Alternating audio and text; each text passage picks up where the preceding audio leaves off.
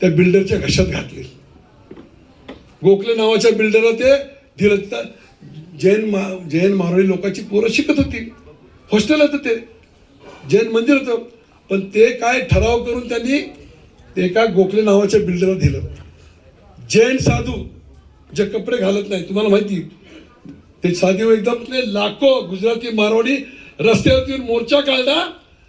तेव्हा त्यांच्यावर दबाव पडला की आता इलेक्शनला हे मत मिळणार नाही. मग परत त्यांनी त्या गोखलेची जागा घेऊन त्या लोकांना मिळाली. म्हणजे लोकांच्या जागेवरती झडप घालतात. बाबासाहेब आंबेडकरचं विस्तारित स्मारक व्हावं म्हणून त्या स्टेशनला ती जागा होती, ती एका बिल्डरला 3,000 कोटीची जागा 60,000 कोटीला दिली. भाजपच्या लोकांनी ठराव केला, गव्हर्नमेंटची जागा. सर्व RPIचे लोक, सर्व दलित लोक, दलित संघटना, बौद्ध मातांनी सर्व एकत्र येऊन मोर्चा काढला. तेव्हा जागा परत ती दिली. म्हणजे असा जागेवरती डोळा, जागा लुटायची, खायची, पैसे कमवायचे, गैरमार्गाने पैसे कमवायचे आणि ते पैसे इलेक्शनमध्ये वापरायचे.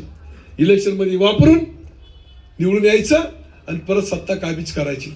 आमदार फोडायचे, खासदार फोडायचे, नगरसेवक फोडायचे आणि निवडून न येताना, निवडणूक न लढवता त्या ठिकाणी अनेक नगरसेवक बिनविरोध झाले. बदलापूरला ज्या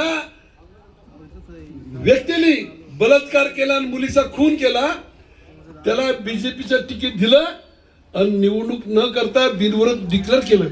बदलापूर का, BJP का? म्हणजे विचार करा, बाबासाहेबांनी आपल्याला अधिकार दिला मताचा. आपल्या एका मतामध्ये